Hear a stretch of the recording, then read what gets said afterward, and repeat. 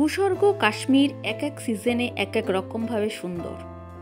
আসলে কাশ্মীর এমন একটা জায়গা যেখানে সব সময় আসা যায়। তবে বরফ, ফুল আর নীল আকাশ এই সব কিছু যদি একসঙ্গে পেতে চায় তাহলে মার্চের শেষে বা এপ্রিলের প্রথম 2 সপ্তাহই টার্গেট করা উচিত। আজ আমাদের কাশ্মীরে আসার তৃতীয় দিন।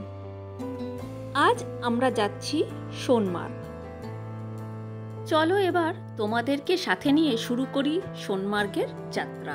Hi friends, welcome to my channel Kokkalis magic world. আজকে আবার তোমাদের কাছে নিয়ে চলে এসেছি আরও একটা নতুন ভিডিও। কাশ্মীরে যাওয়ার এই তৃতীয় ভিডিওতে আমি আজকে তোমাদের দেখাবো আমার হোটেল।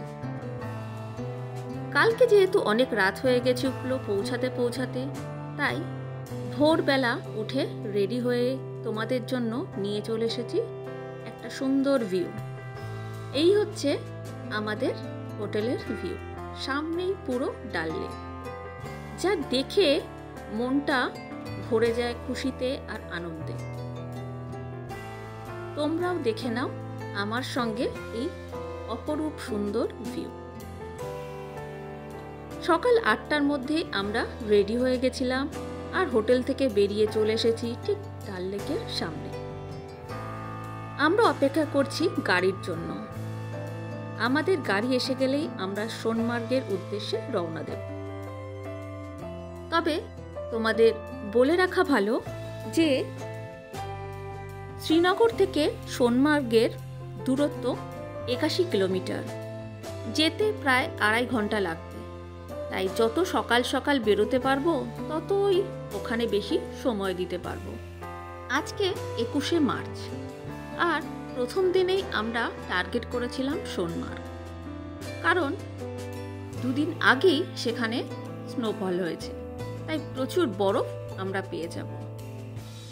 কাশ্মীর যাওয়ার আসল উদ্দেশ্যই ছিল আমাদের বরফ, কারণ ছেলের পরীক্ষার রেজাল্ট নিয়েই সেই দিনই আমরা বেরিয়ে পড়েছিলাম এই ট্যুরের জন্য।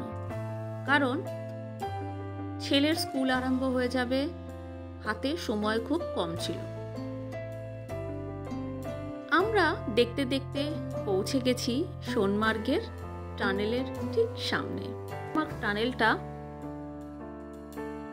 কিছুদিন আগেই উদ্বোধন হয়েছে। দারুণ সুন্দর এই প্রাকৃতিক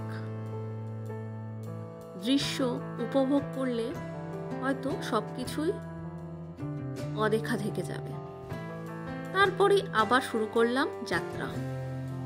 এই টানেলটা যেন শেষই হচ্ছিল না, কিন্তু যখন এই টানেলের ঠিক মুখে পৌঁছে গেলাম তখন যেন এক স্বপ্নের দুনিয়া। চলো তোমাদেরকেও দেখাই। বিশ্বাসই করা যাবে না যে এই দৃশ্য এত সুন্দর হতে পারে। আগে অনেক সময় স্নোফলের কারণে সোনমার্গে যাওয়ার রাস্তা বন্ধ হয়ে যেত, কিন্তু এই টানেলটি হওয়ার জন্য কোনোভাবেই সোনমার্গের রাস্তা আর এই পর্যটকদের থেকে দূরে থাকবে না। তাই এখানে যাওয়া আর কোনো অসুবিধাই নেই। আমরা পৌঁছে গেছি ফাইনালি সোনমার্গের পথে। সোনমার্গে পৌঁছে আমরা এখানকার পার্কিংয়ে গিয়ে বুঝলাম এখানকার আসা প্রত্যেকটা লোকের সঙ্গে কত বড় স্ক্যাম হচ্ছে। পার্কিংয়ে তারা গাড়ি রাখতে দেবে না যদি কোনো রাইড না করা হয়।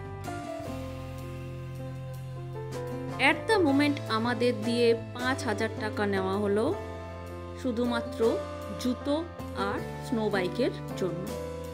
সোনমার্গে এসে 2.5 ঘন্টা রাস্তা অতিক্রম করে আবার যদি চলে যেতে হয় তাহলে সেটা নিশ্চয়ই সম্ভব নয়। তাই কিছু করার ছিল না, 5,000 টাকা দিয়ে জুতো আর স্নো বাইক করা। স্নো বাইকে আমাদের ছেড়ে দিয়ে আসবে ফেজ 2 পর্যন্ত, এবং যখন আমরা নামতে চাইব তখন তারা আবার নামিয়ে আনবে। আমরা পৌঁছে গেছি ফেজ 2তে। এখানেই শুটিং হয়েছিল ভাইজান মুভির।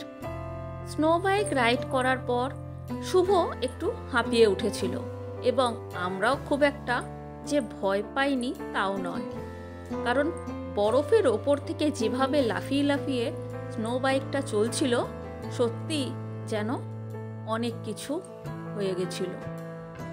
যাই হোক, ওপরে এসে কফি খেলাম, শুভ ম্যাগি খেলো, তারপর আমরা এখানে খুব আনন্দ করলাম, খুব মজা করলাম, আর জায়গাটা সত্যি অপূর্ব।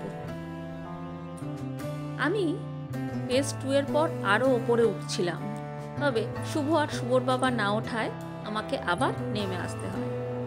তারপরে 3 জন মিলে খুব আনন্দ করলাম, তবে আমরা এখানে কোনো রকম জ্যাকেট বা গ্লাভস ভাড়া করিনি। হ্যাঁ, বরফটা হাত দেওয়ার পর হাত পা পুরো অবশ হয়ে যাচ্ছিল, কিন্তু খানিকক্ষণ পর আবার ঠিক হয়ে যাচ্ছিল।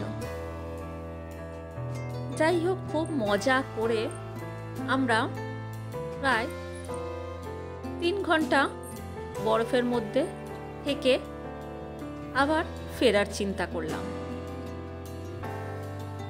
আবার আমরা গাড়ি ধরে বেরিয়ে চলে এসেছি হোটেলের পথে। হোটেলে যাওয়ার আগে লাঞ্চ করে তবে ফিরব। লাঞ্চ করার জন্য আবার ঢুকে পড়েছি একটা ভেজ রেস্টুরেন্টে, কারণ এখানে ভেজ খাবার দাবার বলতে পনির আর ডাল মাখনি ছাড়া কিছুই সেরকম পাওয়া যায় না। তবে যখন আমরা রেস্টুরেন্টে এসেছি তখন হাতরুটি পাওয়া যাচ্ছিল, নানও পাওয়া যাচ্ছিল না, কিন্তু অতক্ষণ বরফ নিয়ে খেলা করে খিদেও প্রচণ্ড লেগেছিল, তাই তাড়াতাড়ি 3 জন মিলেই খেয়ে নিলাম। খেয়ে আমরা আবার বেরিয়ে পড়ব হোটেলের পথে। আজকে আর কোনো যাওয়ার জায়গা নেই, তাই ঠিক করেছি আজকে ডাল লেকের সামনে গাড়ি ছেড়ে দিয়ে ওখানে একটু শপিং করব আর একটু চারিদিকটা ঘুরে দেখব, কারণ কালকে রাতে যেহেতু এসে ঘরে ঢুকে পড়েছি আর বেরোনোর সুযোগ হয়নি, আর আজকে তো সকালে উঠেই সোনমার্গের জন্য চলে এসেছি। আবার গাড়িতে উঠে বেরিয়ে পড়েছি, পথ যেন শেষই হয় না। তারপরে আমরা পৌঁছে গেলাম অ্যাট লাস্ট ঠিক ডাল লেকের সামনে। সেখানে গাড়ি দাঁড় করিয়ে গাড়ি থেকে পড়লাম নেমে,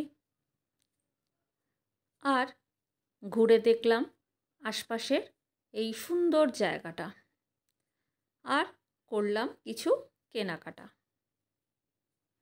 কারণ কাশ্মীর এসে যদি কিছু না কেনা হয় তাহলে মনটা ভালো লাগে না। বাড়ির সবার জন্য কিছু না কিছু কিনতেই হয়। যাই হোক, ঘুরতে ঘুরতে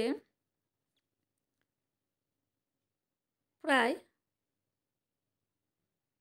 অত ভিডিও করার সময় হয়নি। ডাল লেকটা প্রচুর বড়, এতটাই যে হাঁটতে হাঁটতে সন্ধে হয়ে যাবে।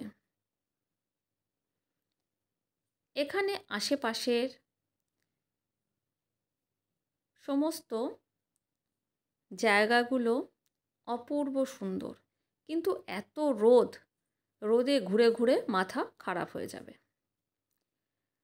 যাই হোক, কিছু স্ন্যাক্স কিনে বাড়ি এসে কফির কাপে মুখ দিয়ে আজকের মতো এই ভিডিওটা এখানেই শেষ করলাম।